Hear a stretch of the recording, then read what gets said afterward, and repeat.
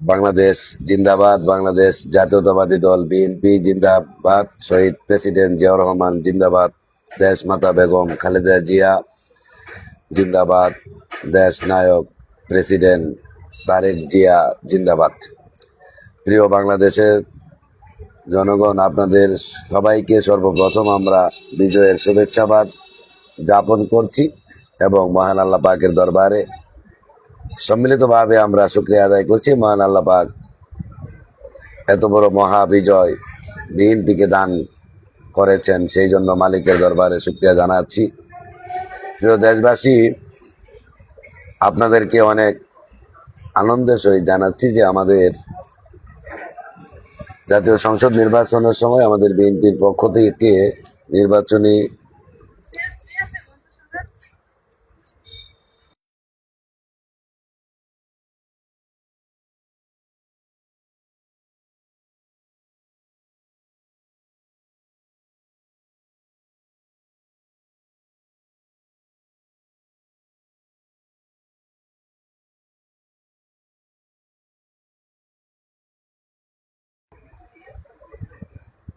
আমাদের প্রেসিডেন্ট তারেক জিয়া তিনি নির্বাচনী ইস্তেহারে তিনি ঘোষণা করেছিলেন যে আমি যদি বাংলাদেশে বিএনপি যদি রাষ্ট্র গঠন করতে পারে সেক্ষেত্রে আমরা 3টি কার্ড বিতরণ করব। 1 নম্বর হলো ফ্যামিলি কার্ড, 2 নম্বর হলো কৃষি কার্ড, 3 নম্বর হলো হেলথ কার্ড।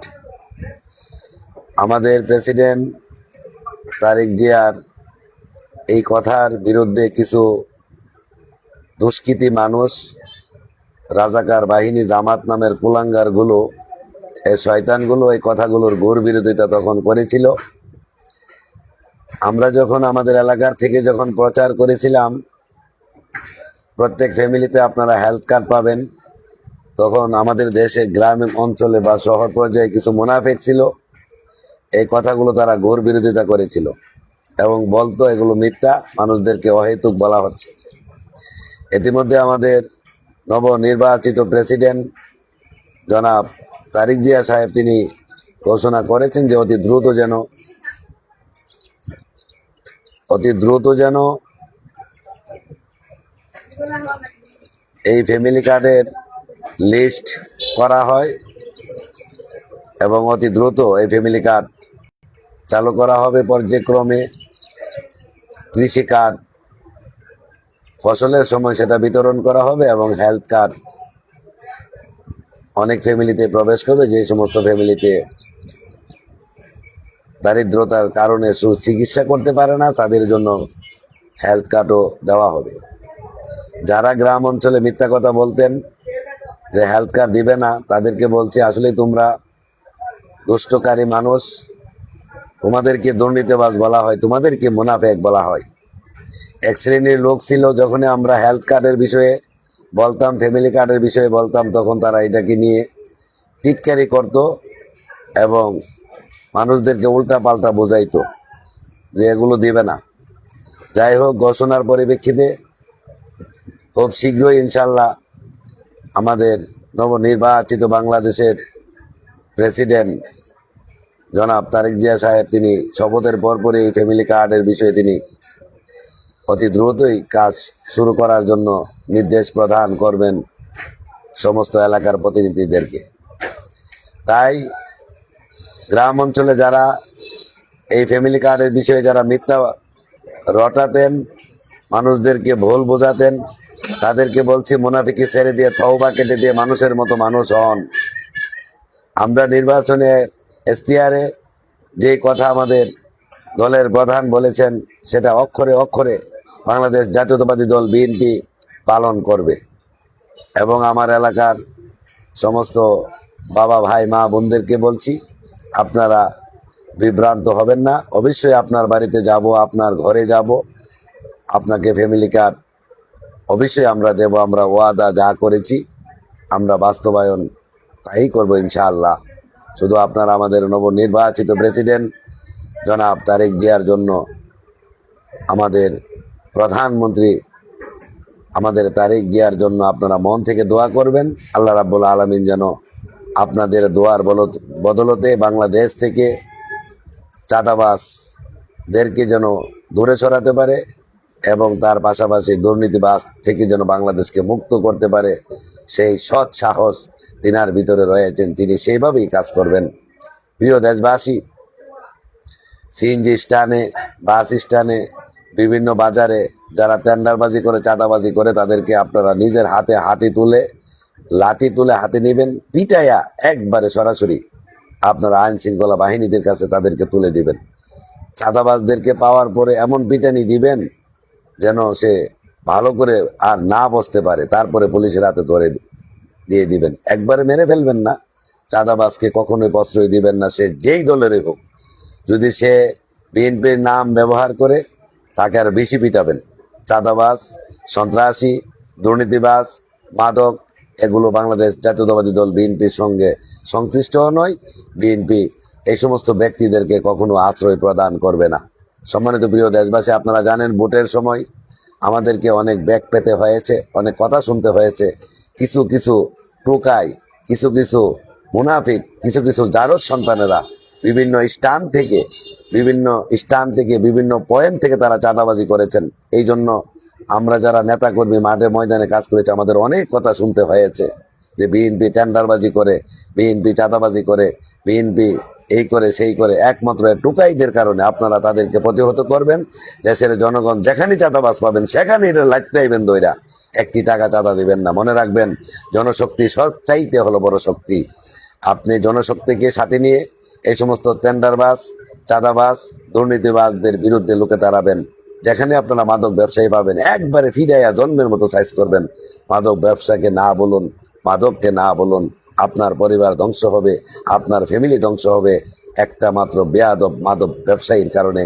অতএব প্রত্যেক অঞ্চলে, প্রত্যেক এলাকায় মাদক ব্যবসায়ীদেরকে আপনি ধরিয়ে দিন। মাদক যারা সেবন করে তাদেরকে জন্মের ভাবে পিটিয়ে তাদেরকে সাইজ করুন। মনে রাখবেন, একমাত্র সমাজকে সুরক্ষিত রাখতে পারে এলাকার জনগণ। যদি সুশীল সমাজ হয়, তারা যদি জাগ্রত হয়, তবেই আপনি সমাজকে নিয়ন্ত্রণ করতে পারবেন। শুধুমাত্র সরকারের উপরে নির্ভরশীল হলে হবে না। সরকার তার চেয়ারে বসে বাংলাদেশের প্রত্যেকটি পয়েন্টে, আনাচে কানাচে কোথায় কি আকাম কুকাম হচ্ছে সেটা কিন্তু সরকার সবকিছু জানে না।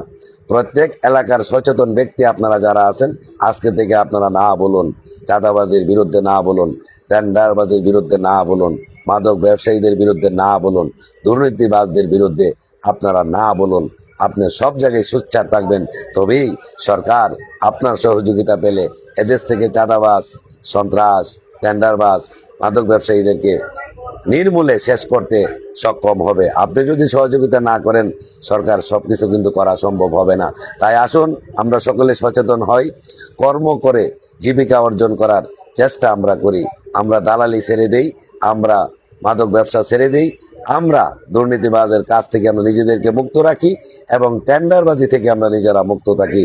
তবেই একটা জাতি উন্নত হতে পারবে, দেশ উন্নতির দিকে যেতে পারবে। মানুষ এবং জনগণ যতদিন না পর্যন্ত আপনারা নিজে সুরক্ষার দাঁড় করাতে পারবেন, ততদিন পর্যন্ত একটা জাতি, একটা দেশ উন্নত হতে পারে না। আপনি প্রতিবাদ করতে শিখুন, আপনি প্রতিহত করতে শিখুন, আপনি অন্যায়ের বিরুদ্ধে সোচ্চার হতে শিখুন, তবেই এই দেশ আরো উন্নত হয়ে যাবে। মাদক ব্যবসায়ীদেরকে ধরিয়ে দিন এবং মাদক ব্যবসায়ীদের বিরুদ্ধে যুদ্ধ ঘোষণা করুন। টেন্ডারবাজিদেরকে ধরিয়ে দিন, তাদের বিরুদ্ধে আপনারা যুদ্ধ ঘোষণা করুন। Tempo stand, CNG stand, bus stand থেকে বিভিন্ন রাস্তার, 3 রাস্তার মোড়ে, হাইওয়ে রোড থেকে যারা চাঁদাবাজি করছেন, কালেকশন করছেন, তাদেরকে, যাত্রীদেরকে সাথে নিয়ে ড্রাইভার সাহেবকে বলবো, পিটাইয়া জন্মের মতো সাইজ করবেন। সে যে দলেরই হোক, বিএনপির নাম বললে আরো বেশি পিটাইবেন এটারে। এই কারণে চাঁদাবাজদেরকে না বলুন, চাঁদাবাজদেরকে প্রতিহত করুন, তবেই এ দেশ উন্নত হবে। মনে রাখবেন, বাংলাদেশ জাতীয়তাবাদী দল বিএনপির নাম ভাঙ্গিয়ে অনেক মুনাফিকের দল, অনেক টোকাই, অনেক জারজ সন্তান, অনেক কুলাঙ্গাররা তারা তাদের ফায়দা লুটানোর চেষ্টা করবে। হে জনগণ, আপনারা বিএনপির নাম কেউ যদি বিক্রি করে আমি বিএনপির নেতা, দেখবেন সে চাঁদাবাজি করে, এটার জন্মের পিটানি পিটাইবেন। এ যদি বলে আমি বিএনপির নেতা, টেন্ডারবাজি করে, এর জন্মের পিটানি পিটাইবেন। এ যদি বলে আমি বিএনপির নেতা, টেম্পো স্ট্যান্ড থেকে সে চাঁদা কালেকশন করে, তাকে জন্মের পিটানি পিটাবেন। সে যদি বলে আমি বিএনপির নেতা, সে যদি মাদক ব্যবসা করে, তাকে জন্মের পিটানো পিটাবেন।